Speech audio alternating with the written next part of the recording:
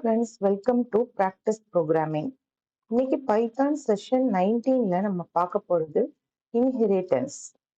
இந்த இன்ஹெரிட்டன்ஸ்ல நம்ம already single inheritance பற்றி நம்ம பார்த்துட்டோம். இப்போ நம்ம பார்க்க போகிறது multi level inheritance, multiple inheritance and hybrid inheritance. இன்ஹெரிட்டன்ஸ்னா என்ன அப்படின்னு நமக்கு எல்லாருக்குமே தெரியும். A class can be derived from a parent class. Then the derived class can inherit properties and methods of the parent class.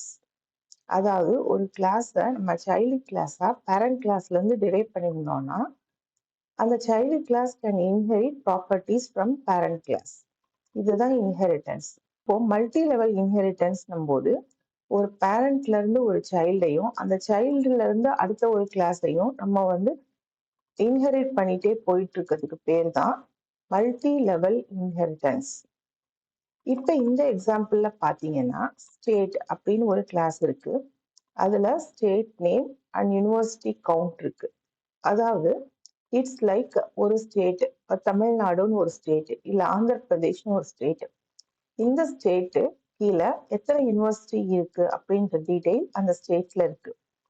Next யூனிவர்சிட்டின்னு ஒரு class இருக்கு. அதுல university name comma location இருக்கு. இப்போ தமிழ்நாடு ஸ்டேட்டுக்கு கீழே நிறைய சிட்டிஸ் இருக்கும். ஒவ்வொரு சிட்டிலையும் யூனிவர்சிட்டிஸ் இருக்கும். அந்த யூனிவர்சிட்டி நேம் அண்ட் லொகேஷன் இருக்கு. நெக்ஸ்ட் அதுக்கு கீழே ஒரு சைல்டு கிளாஸ் டிரைவ் பண்ணியிருக்கோம். அது கிளாஸ், அதுல class code, name, phone number இருக்கு. இந்த மாதிரி நம்ம 3 கிளாஸஸ் வச்சிருக்கோம். ஃபர்ஸ்ட் பேரண்ட் கிளாஸ், அதுல இருந்து ஒரு சைல்டு, அதுல இருந்து ஒரு கிளாஸை நம்ம பண்ணியிருக்கோம். ஸோ இந்த மாதிரி 3 லெவல் இருக்கு. இந்த மாதிரி நமக்கு n லெவல் கூட இருக்கலாம். இதைதான் நம்ம மல்டி லெவல் இன்ஹெரிட்டன்ஸ் சொல்றோம். அதாவது inheriting a class which is already inherited by another class. ஒரு கிளாஸை இன்ஹெரிட் பண்றோம், அந்த class already inherited by another class. இதுதான் மல்டி லெவல் இன்ஹெரிட்டன்ஸ். இப்ப மல்டிபிள் இன்ஹெரிட்டன்ஸ் அப்படின்னு பாத்தீங்கன்னா a class can be derived from one or more base class. அதாவது ஒரு கிளாஸை ஒன் ஆர் மோர் பேஸ் கிளாஸ்ல இருந்து நீங்க டெரைவ் பண்ணீங்கன்னா அது பேர் தான் மல்டிபிள் இன்ஹெரிட்டன்ஸ். அதாவது இங்க 2 கிளாஸ் இருக்கு. ஒன்னு கேண்டிடேட், இன்னொன்னு சப்ஜெக்ட். அதாவது கேண்டிடேட் அப்ளை பண்றாங்க ஃபார் அ பர்டிகுலர் கோர்ஸ்க்கு. இப்ப candidate name, Aadhaar ID, phone number இதெல்லாம் ஒரு கிளாஸ்ல இருக்கு. சப்ஜெக்ட் கோட், நேம், கிரெடிட் இதெல்லாம் இன்னொரு கிளாஸ்ல இருக்கு. இது ரெண்டுல இருந்தும் டெரைவ் பண்ணதான் ஸ்டூடெண்ட் கிளாஸ். ஒரு கேண்டிடேட்டா அப்ளை பண்றவங்க தான் ஸ்டூடெண்டா மாற போறாங்க. அதே சமயம் அந்த student should opt subject. So student class should derive properties from both the classes. கேண்டிடேட்ல இருந்தும் எடுக்கணும், சப்ஜெக்ட்ல இருந்தும் எடுக்கணும். அதனால இதை தான் நம்ம மல்டிபிள் இன்ஹெரிட்டன்ஸ் சொல்றோம். A class can be derived from one or more base class. இதுல நம்ம 2 கிளாஸ்ல இருந்து டெரைவ் பண்ணியிருக்கோம். இந்த மாதிரி நம்ம 3-4 கிளாஸ்ல இருந்து கூட நம்ம டெரைவ் பண்ணலாம் ஒரு கிளாஸை. பார்த்த எக்ஸாம்பிள தான் நான் இங்க கொடுத்துருக்கேன். சிங்கிள் இன்ஹெரிட்டன்ஸ்க்கு நம்ம ஆல்ரெடி போன செஷன்ல எக்ஸாம்பிள் பார்த்திருந்தோம். அதாவது யூனிவர்சிட்டி அண்ட் காலேஜ். யூனிவர்சிட்டியில இருந்து காலேஜை நம்ம டெரைவ் பண்ணியிருந்தோம்.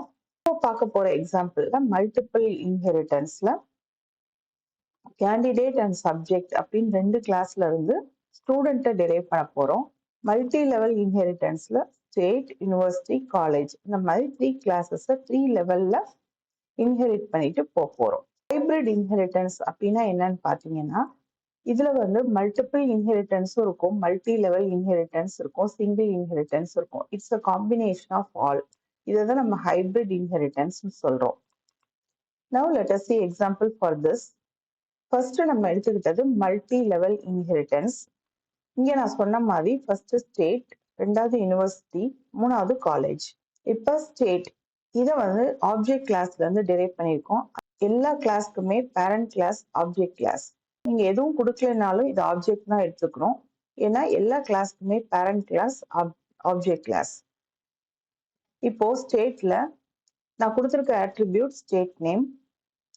கெட் ஸ்டேட் அப்படின்னு சொல்லி ஒரு ஃபங்க்ஷன் எழுதி அந்த ஸ்டேட் நேமை நம்ம ரிட்டர்ன் பண்றோம். இது ஒரு ஃபங்க்ஷன் ரிட்டர்ன் மாதிரி தான் இது.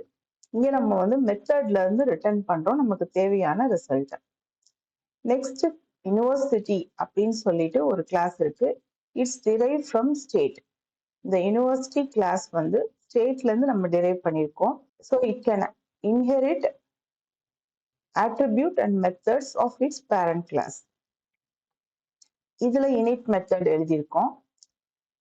init methodக்கு நம்ம 3 ஆர்குமெண்ட் பாஸ் பண்றோம்.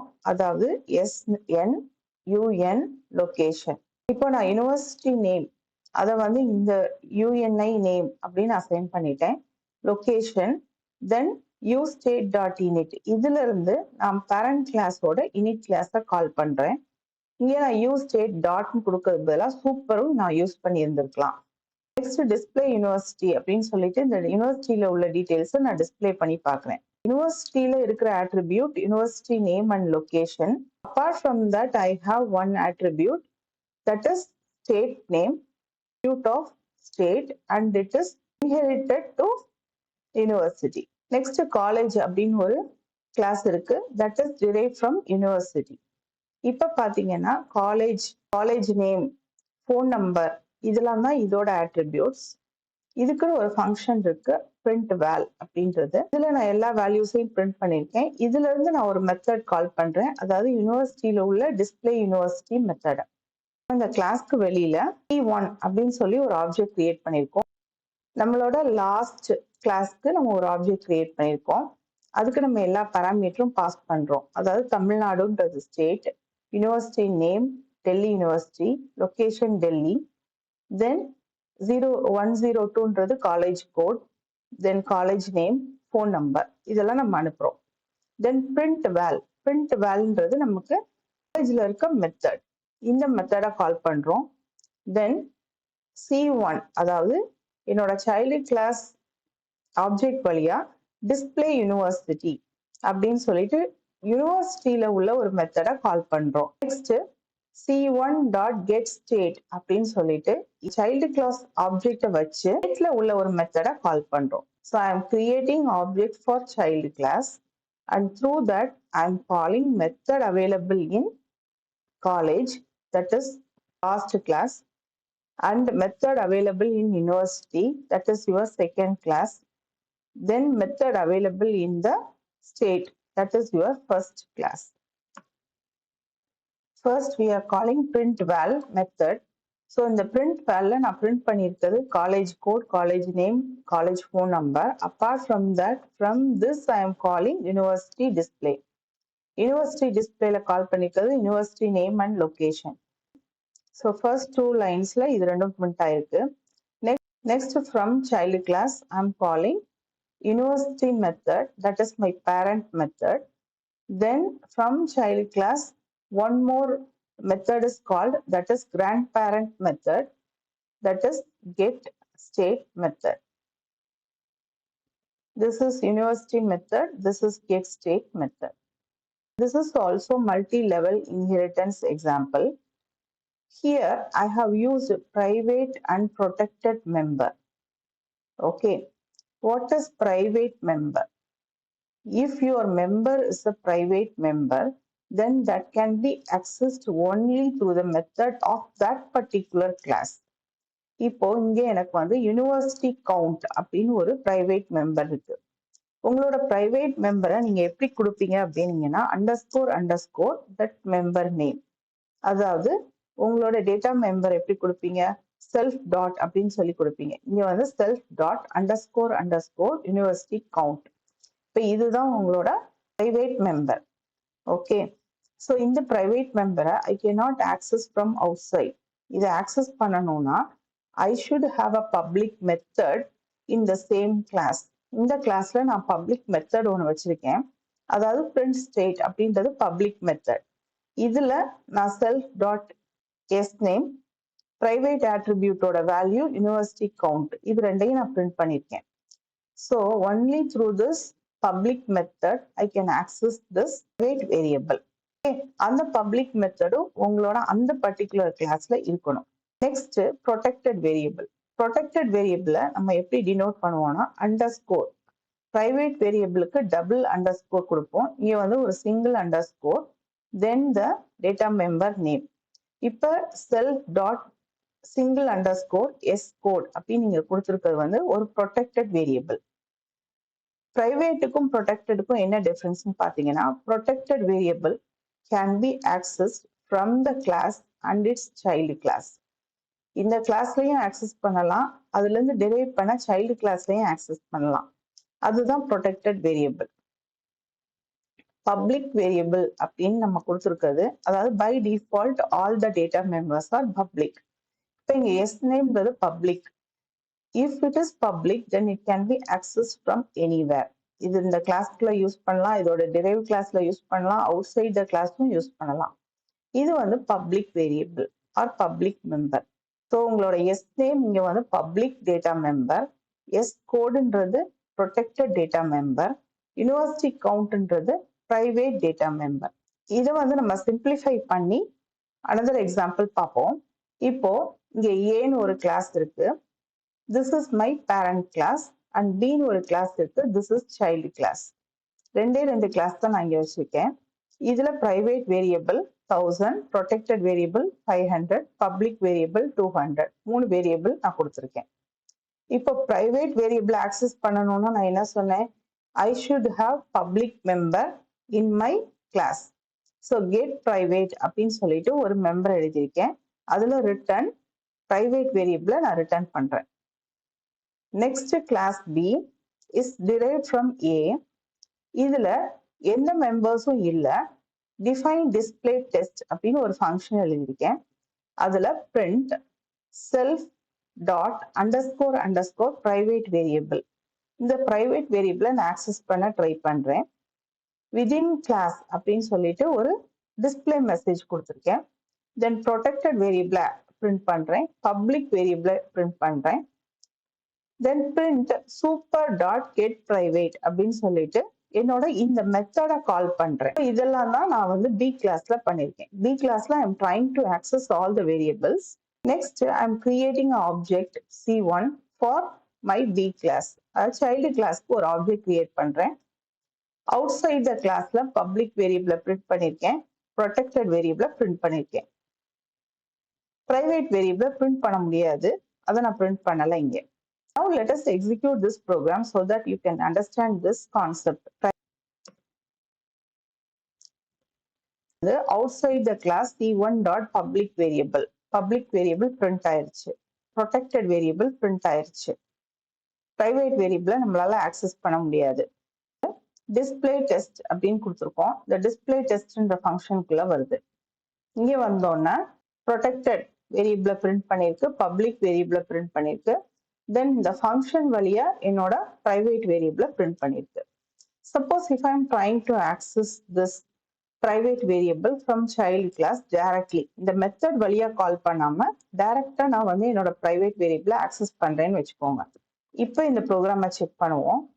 It's showing B object has no attribute underscore underscore private variable. இதுல வந்து இந்த ஆப்ஜெக்ட் இல்லை அப்படின்னு சொல்லுது. ஏன்னா private variable இருந்ததுன்னா அது அந்த பர்டிகுலர் கிளாஸ்ல தான் இருக்கணும். ஸோ இது வந்து private variable underscore underscoreன்றதுனால it's checking within the class B.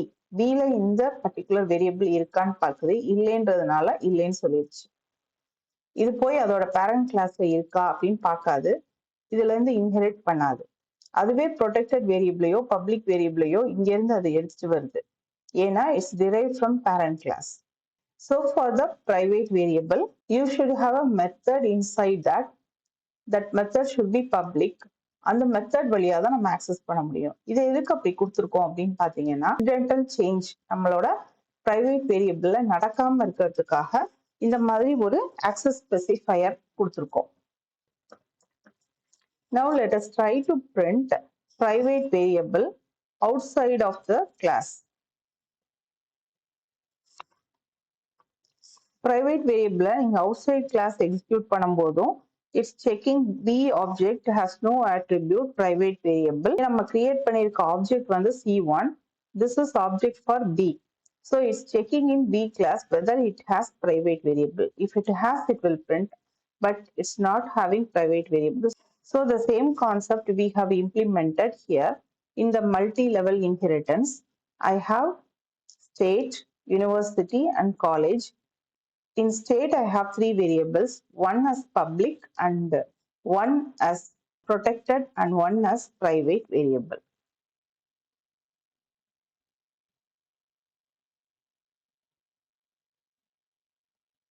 print state என்ற public method வழியா தான் I can access my private variable university count. இப்போ இதை எக்ஸிக்யூட் பண்ணி பார்ப்போம். ஸோ C1 ஒரு ஆப்ஜெக்ட் கிரியேட் பண்ணியிருக்கேன், அதுக்கு நான் parameter பாஸ் பண்ணியிருக்கேன். Then print state name. This is my public variable. So it's printing that data, Tamil Nadu. Then C1.printval. Printval is a method available in college. இந்த காலேஜ்ல இருக்க method. So இது வந்து இந்த டீடைல்ஸ் எல்லாம் எனக்கு பிரிண்ட் பண்ணுது. அதாவது college code and college name, phone number. Then university displays the method available in university that we are calling from the child class college. So இது வந்து university details எல்லாம் display பண்ணுது. Apart from that, I am trying to access S code, that is protected variable of my state, and then S name, public variable of state. இது display பண்ணிருச்சு, universityல உள்ள display method display பண்ணிருக்கு. Then S code, that is a protected variable, அதை display பண்ணிருச்சு. Then Tamil Nadu, that is the public variable, அதையும் display பண்ணிருச்சு. S1 அப்படின்னு சொல்லிட்டு use state, ஸ்டேட்டுக்கு ஒரு ஆப்ஜெக்ட் கிரியேட் பண்ணியிருக்கோம். அதோட print state அப்படின்ற public method வழியா we are trying to access the private variable. So S1 dot அப்படின்னு access பண்ணும்போது இங்க வந்து 45ன்றது print ஆயிருக்கு. அதாவது private variable is accessed through the public method. Concept here is public variable can be accessed from anywhere, and protected variable can be accessed in its child class. Then private variable can be accessed only within the class. If you want to access the private variable, then you should have a public method to access the variable. That public method should also be within the class. Next நம்ம multiple inheritance பத்தி பார்ப்போம். So multiple inheritance நான் already example சொல்லியிருந்தேன். அதாவது candidate, subject அப்படின்ற ரெண்டு கிளாஸ்ல இருந்து I am deriving student. இந்த மாதிரி கொடுக்கும்போது நீங்க ஸ்டூடெண்ட் கொடுத்துட்டு நாங்க எந்தெந்த கிளாஸை டிரைவ் பண்றீங்களோ அதெல்லாம் நீங்க கொடுக்கணும். கேண்டிடேட், சப்ஜெக்ட், இந்த மாதிரி நீங்க மோர் தென் 2 கிளாஸ் கூட நீங்க கொடுக்கலாம். இப்போ என்னோட கேண்டிடேட்ல candidate name, Aadhaar ID, phone number இருக்கு. தென் என்னோட சப்ஜெக்ட்ல சப்ஜெக்ட் கோட், சப்ஜெக்ட் நேம், சப்ஜெக்டோட கிரெடிட் இருக்கு. நெக்ஸ்ட் கேண்டிடேட்ல I am just displaying the details. Aadhaar ID detail, student name எல்லாத்தையும் நான் டிஸ்பிளே பண்ணி பார்த்துருக்கேன். ஸ்டூடெண்ட்டுக்கு நான் ஒரு ஆப்ஜெக்ட் கிரியேட் பண்ணியிருக்கேன். S1.getCandidate அப்படின்னு சொல்லிட்டு வேல்யூஸ் எல்லாம் நான் அனுப்பிச்சு விடுறேன். S1.getSubject அப்படின்னு சொல்லிட்டு சப்ஜெக்டுக்குள்ள டீடைல்ஸ் எல்லாம் அனுப்பிச்சு விடுறேன். ஸோ சப்ஜெக்டுக்குள்ள டீடைல்ஸ் எல்லாம் இங்கே போகும்போது it will be assign to உங்களோட கிரியேட் பண்ண ஆப்ஜெக்டுக்கு உள்ள டேட்டா மெம்பர் வேல்யூஸை இதெல்லாம் அசைன் ஆயிக்கிறோம். அதே மாதிரி இங்கே கேண்டிடேட்டுக்கு போகும்போது அந்த S1 ஆப்ஜெக்டுக்கு உள்ள கேண்டிடேட்டுக்குள்ள வேல்யூஸை இதெல்லாம் அசைன் ஆயிக்கிறோம். தென் டிஸ்பிளே ஸ்டூடெண்ட் அப்படின்னு சொல்லிட்டு இந்த ஸ்டூடெண்ட் டீடைல்ஸ்லாம் நான் டிஸ்பிளே பண்ணி பார்க்குறேன். பிரிண்ட் வேல் அப்படின்றது ஸ்டூடெண்ட் கிளாஸ் அப்படின்றத பிரிண்ட் பண்ணும்.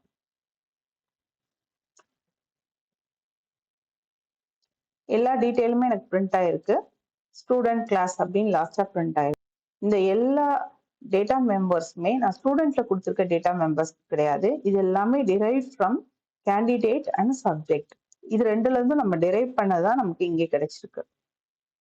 இங்க பாத்தீங்கன்னா student class is drive from 2 classes, candidate and subject. So இந்த ரெண்டு கிளாஸ்ல உள்ள அட்ரிபியூட்ஸுமே எனக்கு அவைலபிளா இருக்கும். ரெண்டு கிளாஸ்ல உள்ள மெத்தட்ஸுமே எனக்கு அவைலபிளா இருக்கும். இப்போ சப்போஸ் நான் வந்து ஒரே மாதிரி மெத்தட் 3 கிளாஸ்லையும் நான் எழுதியிருக்கேன். இப்போ இங்க எழுதியிருக்கேன் பாருங்க, பிரிண்ட் வேல் அப்படின்ற ஃபங்க்ஷனை நான் இங்க ஸ்டூடெண்ட் கிளாஸ்லையும் எழுதியிருக்கேன், சப்ஜெக்ட் கிளாஸ்லையும் எழுதியிருக்கேன், கேண்டிடேட் கிளாஸ்லையும் எழுதியிருக்கேன். ஆனா நான் இங்க S1.printval அப்படின்னு கால் பண்ணும்போது it's calling this particular print val. ஏன் இந்த பிரிண்ட் வேலையோ இந்த பிரிண்ட் வேலையோ அது கால் பண்ணல?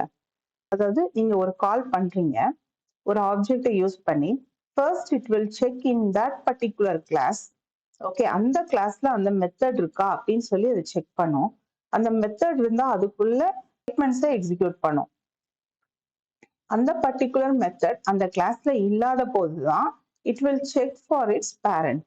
print valன்ற method suppose இதுல இல்ல அப்படின்னு வச்சுக்கோங்க, then it will check whether that method is available in its parent. இதோட parentல இருக்கா அப்படின்னு செக் பண்ணும். இதோட parent என்ன, candidate and subject. இப்போ நம்ம ஒன்று செய்வோம், இதை கமெண்ட் பண்ணிடுவோம். இப்போ எனக்கு இந்த மெத்தட் வந்து இதுல இல்ல, சேயிங் கேண்டிடேட் கிளாஸ். ஏன் கேண்டிடேட் கிளாஸ்ல உள்ள பிரிண்ட் வேலை எக்ஸிக்யூட் பண்ணுது? ஸ்டூடெண்ட்டுக்கு கேண்டிடேட்டும் ஒரு பேரண்ட் தான், சப்ஜெக்டும் ஒரு பேரண்ட் தான். ஏன் கேண்டிடேட்ல உள்ளதை எக்ஸிக்யூட் பண்ணுது அப்படின்னு பாத்தீங்கன்னா, இங்க வந்து லெஃப்ட் டு ரைட்ன்ற ரூலை இது வந்து ஃபாலோ பண்ணும். அதாவது உங்க ஸ்டூடெண்ட் கிளாஸ்ல அந்த பர்டிகுலர் மெத்தட் இல்லைன்னா அந்த மெத்தட்ஸை உங்க பேரண்ட் கிளாஸ்ல செக் பண்ணும்போது லெஃப்ட் டு ரைட் செக் பண்ணும், இந்த ஆர்டர்ல நீங்க ஸ்பெசிஃபை பண்ணிருக்க ஆர்டர்ல. ஸோ உங்களோட கேண்டிடேட் கிளாஸ்ல இருந்ததுன்னா அதை பிரிண்ட் பண்ணும், அதுலயும் அந்த மெத்தட் இல்லைன்னா தான் சப்ஜெக்ட் கிளாஸ்ல செக் பண்ணும். கேண்டிடேட்ல உள்ள இந்த ஃபங்க்ஷனை நம்ம கமெண்ட் பண்ணிடுவோம். இப்போ இட்ஸ் சேயிங் சப்ஜெக்ட் கிளாஸ். அதாவது ஒரு பர்டிகுலர் மெத்தடை நீங்க சைல்டு கிளாஸ் ஆப்ஜெக்ட் யூஸ் பண்ணி கால் பண்ணும்போது first it will check in the child class. அந்த சைல்டு கிளாஸ்ல இல்லைன்னா அதோட பேரண்ட்ல செக் பண்ணணும். பேரண்ட்ல செக் பண்ணும்போது எந்த பேரண்ட்ல செக் பண்ணணும்ன்ற கன்ஃபியூஷன் இருக்கு. அப்ப இது லெஃப்ட் டு ரைட் நீங்க எந்த ஆர்டர் ஸ்பெசிஃபை பண்ணிருக்கீங்களோ அந்த ஆர்டர்ல செக் பண்ணிட்டு போகும். ஃபர்ஸ்ட் கேண்டிடேட்ல இருந்ததுன்னா அதுல உள்ளதை பிரிண்ட் பண்ணும், கேண்டிடேட்ல இல்லாத பட்சத்துல நெக்ஸ்ட் கிளாஸ் சப்ஜெக்ட்ல செக் பண்ணும். இந்த மாதிரி இதுதான் மல்டிபிள் இன்ஹெரிட்டன்ஸ். இந்த multiple இன்ஹெரிட்டன்ஸ்ல we have derived a class from two classes, candidate class and subject class. இந்த மாதிரி நீங்க ரெண்டு கிளாஸ்ல இருந்து மட்டும்தான் எடுக்கணும்ன்றது இல்ல, நீங்க நிறைய கிளாஸ்ல இருந்து கூட ஒரு கிளாஸை நீங்க டிரைவ் பண்ணலாம். இதான் இந்த செஷன்ல நம்ம பார்த்திருக்கிறது இன்ஹெரிட்டன்ஸ்ல multi level inheritance, multiple inheritance, hybrid inheritance பத்தி பார்த்திருக்கோம். தேங்க்யூ.